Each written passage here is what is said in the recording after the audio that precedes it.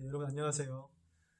오늘도 사도신경으로 우리의 신앙을 고백하고 함께 말씀을 듣도록 하겠습니다. 우리가 무엇을 믿습니까? 전능하사 천지를 만드신 하나님 아버지를 내가 믿사오며 그 외아들 우리 주 예수 그리스도를 믿사오니 이는 성령으로 잉태하사 동정녀 마리아에게 나시고 본디오 빌라도에게 고난을 받으사 십자가에 못 박혀 죽으시고 장사한 지 사흘 만에 죽은 자 가운데서 다시 살아나시며 하늘에 오르사 전능하신 하나님 우편에 앉아 계시다가 저리로서 산자와 죽은 자를 심판하러 오시리라. 성령을 믿사오며 거룩한 공의와 성도가 서로 교통하는 것과 죄를 사하여 주시는 것과 몸이 다시 사는 것과 영원히 사는 것을 믿사옵나이다. 아멘. 네, 오늘은 사도행전 2장 42절 말씀을 보도록 하겠습니다. 사도행전 2장 42절에 하나님의 말씀을 들으십시오.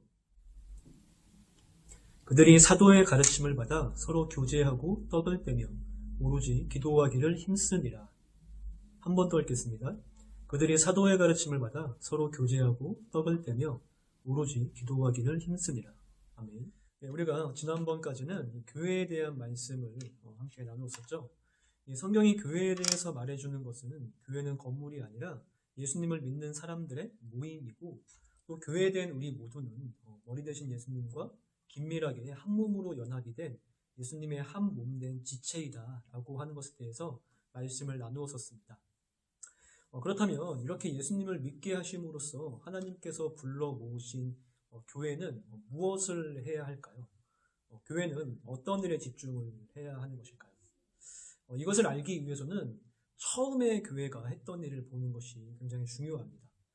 처음에 교회는 2000년 전 예수님이 부활하시고 또 승천하신 후에 예루살렘이라고 하는 장소에서 교회가 처음 세워졌습니다. 물론 예수님께서 오시기 전에 이스라엘 백성들을 가리켜서 구약교회다라고 그렇게 부르기도 하지만, 실질적으로 이 교회라고 하는 이름이 사용되어서 모였던 것은 예수님께서 이 땅에서의 구원 사역을 다 이루시고서 하늘에 오르신 그 이후입니다. 1세기에 처음 교회라는 이름으로 모인 이 교회를 우리는 초대교회라고 그렇게 부릅니다. 성경에서 이 초대교회의 모습이 아주 잘 나타나고 있는 곳은 사도행전입니다. 사도행전은 예수님께서 오셨던 하늘로 다시 올라가시고 나서 이 땅의 교회가 어떻게 세워지고 또 성장하고 또 확장되었는지를 잘 보여주고 있는 하나님의 말씀입니다. 특별히 아까 읽은 이 사도행전 2장 42절 말씀을 우리가 다 같이 한번 읽어볼까요? 그들이 사도의 가르침을 받아 서로 교제하고 떡을 떼며 오로지 기도하기를 힘쓰니라. 여기서 그들이라고 하는 것은 초대교회를 가리키는 겁니다. 근데 초대교회 성도들이 어떠한 일들에 힘을 썼다라고 그렇게 말하고 있죠. 그럼 이 사람들이 힘쓴 것이 무엇인지를 우리가 알게 되면 이후에 있는 모든 교회들, 여기에는 오늘날 교회에 대한 우리도 포함되는 겁니다. 이후의 모든 교회가 어떤 일에 무엇에 힘을 써야 하는지를 우리가 또 알 수가 있게 됩니다. 42절 말씀을 보면 이 초대교회 성도들은 네 가지에 힘썼습니다. 첫 번째로는 사도의 가르침을 받는 것에 힘썼고요. 두 번째로는 서로 교제하는 일에 힘썼고요. 세 번째로는 떡을 떼는 것, 네 번째로는 기도하는 일에 힘을 썼습니다. 우리가 한 가지씩 간략하게 한번 볼까요? 첫 번째로는 이들은 사도의 가르침을 받는 것에 힘썼습니다. 사도의 가르침을 받는다라고 하는 것은 하나님의 말씀을 배우는 것을 가리키는 말이에요. 실제로 사도행전을 여러분들이 읽어보면 이 교회로서 모인 이 교회 성도들이 말씀을 가르치고 또 배우는 장면이 굉장히 많이 등장하는 것을 여러분들이 볼 수가 있습니다. 실제로 이들은 서로 교제하는 일이 힘썼습니다. 서로 교제한다라고 하는 것은 단순히 그냥 서로 친하게 지냈다라고 하는 그런 의미는 아니에요. 물론 서로 친밀한 관계를 맺는 것은 굉장히 중요하죠. 하지만 이 초대교회의 교제는 단순히 친하게 지내는 것을 넘어서서 서로를 돌봐주고 또 서로의 필요를 채워주는 교제를 나누었습니다.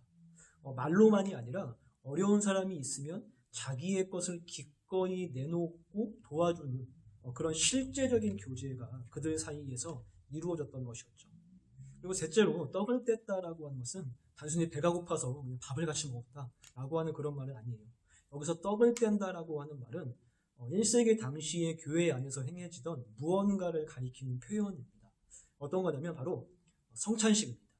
우리를 구원하시기 위해서 찢겨지셨던 그 예수님의 몸을 가리키는 떡을 함께 떼고, 그리고 우리를 구원하시기 위해서 흘려진 그 예수님의 피를 가리키는 이 포도주를 함께 나누면서 예수님의 죽으심을 기념하고 또 예수님의 다시 오심을 소망하는 그러한 일이었었던 거죠. 우리로 치면 이제 예배를 함께 드린 것이다라고 이해하면 좋을 것 같아요. 네 번째로 이들은 기도하는 일이 있었습니다. 실제로 사도행전을 여러분들이 읽어보게 되면 교회가 기도하는 장면이 굉장히 많이 기록되어 있는 것을 여러분들이 볼 수가 있습니다.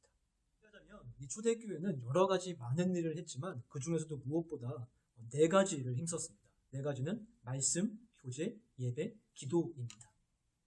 네, 교회로 모인 우리가 해야 할 일들에는 여러 가지 많은 일들이 있습니다.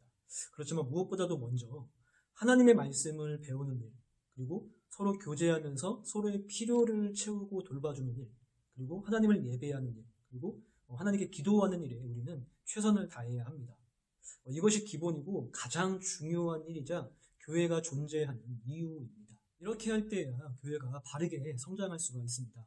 교회가 성장한다라고 하는 말은 단순히 내가 다니고 있는 교회가 또 우리 용산남부교회 청소년부의 인원이 많아지는 것을 성장한다라고 말하지 않아요. 이 말은 교회된 내가 또 예수님의 한 몸된 우리 용산남부교회 청소년부 모두가 하나님께서 뜻하신 바대로 예수님 안에서 건강하게 세워져 간다라고 하는 것을 가리키는 말입니다. 다시 말하지만 우리가 예수님을 믿어서 교회가 되었다면 힘써야 할 것들이 있어요.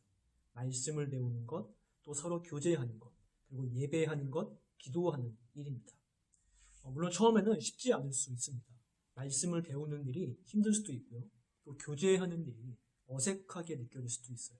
그리고 매주 빠지지 않고 예배하고 기도하는 일이 어렵게 느껴질 수도 있습니다.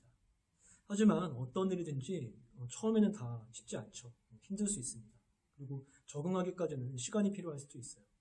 하지만 조금 익숙해지면 우리가 하나님의 말씀을 배우는 것이 얼마나 재미있는지, 그리고 서로가 교제한다라고 하는 것이 얼마나 즐거운 일인지, 그리고 예배하는 것이 얼마나 감격스럽고 또 기도하는 일이 얼마나 감사한 일인지에 대해서 우리가 알게 될 것입니다. 이렇게 하나님 안에서 말씀과 교제와 예배와 기도로 그렇게 자라가는 우리 용산남부교회 청소년부가 되었으면 좋겠습니다. 주님께서 가르쳐 주신 기도로 예배를 마치도록 하겠습니다. 하늘에 계신 우리 아버지여, 이름이 거룩히 여김을 받으시오며 나라의 임하옵시며 뜻이 하늘에서 이룬 것 같이 땅에서도 이루어지이다.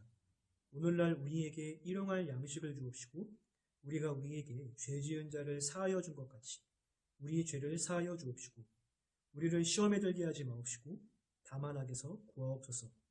대개의 나라와 권세와 영광이 아버지께 영원히 있사옵나이다.